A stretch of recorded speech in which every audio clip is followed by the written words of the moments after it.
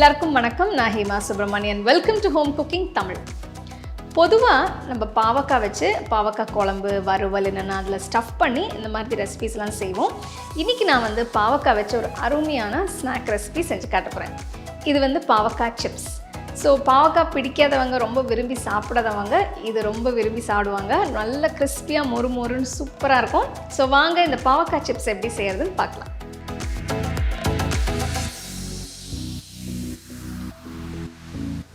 இந்த சிப்ஸ் செய்ய பாவக்காயை மெல்லிசா கட் பண்ணணும்.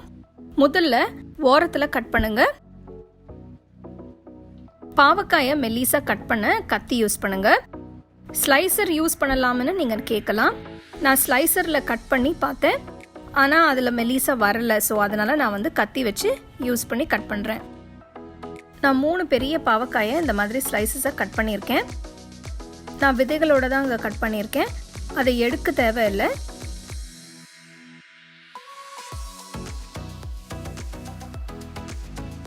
இதில் கிட்டத்தட்ட 1 டீஸ்பூன் உப்பு, 1 டீஸ்பூன் மஞ்சத்தூள் போட்டு நல்லா மிக்ஸ் பண்ணி 1 மணி நேரத்துக்கு ஊற வைங்க.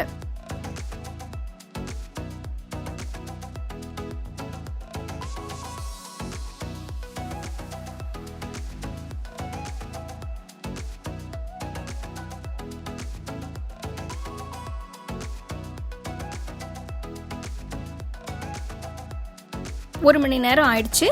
இதில் கொஞ்சம் தண்ணி ஊற்றி கழுவிடுங்க. இதை 2-3 தடவை கழுவணும். அப்போ தான் பாவக்காயோட கசப்பு கொஞ்சம் குறையும். தண்ணியை வடிச்சிட்டு 1 டீஸ்பூன் மிளகாய்த்தூள், 2 டீஸ்பூன் அரிசி மாவு,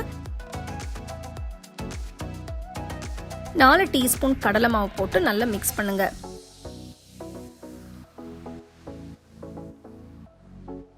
ஒவ்வொரு பாவக்காய் துண்டும் நல்லா கோட் ஆகணும். தேவைப்பட்டால் இன்னும் கொஞ்சம் கடலை மாவு போட்டுக்கோங்க. இதில் தேவையான அளவு ஈரம் இருக்குது, அதனால நான் தண்ணி சேர்க்கலை. ஒருவேளை உங்களுக்கு ரொம்ப ட்ரையாக இருக்கிற மாதிரி இருந்ததுன்னா நீங்கள் கொஞ்சம் தண்ணி தெளித்து மிக்ஸ் பண்ணிக்கோங்க. பாவக்காய் இப்போ ரெடி.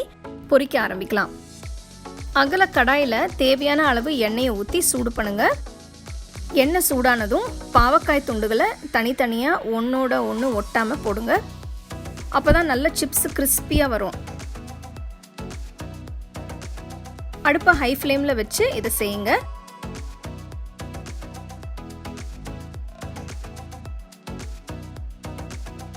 பாவக்காயோட நிறம் மாறி கோல்டன் ப்ரௌன் கலர் வந்ததும் எடுத்துருங்க.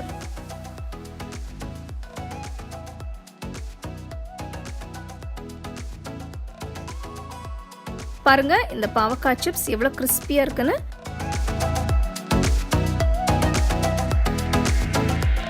ஆஹா, நல்ல மொறுமொறுன்னு பாவக்காய் சிப்ஸ் எப்படி செய்யறதுன்னு பார்த்தீங்க.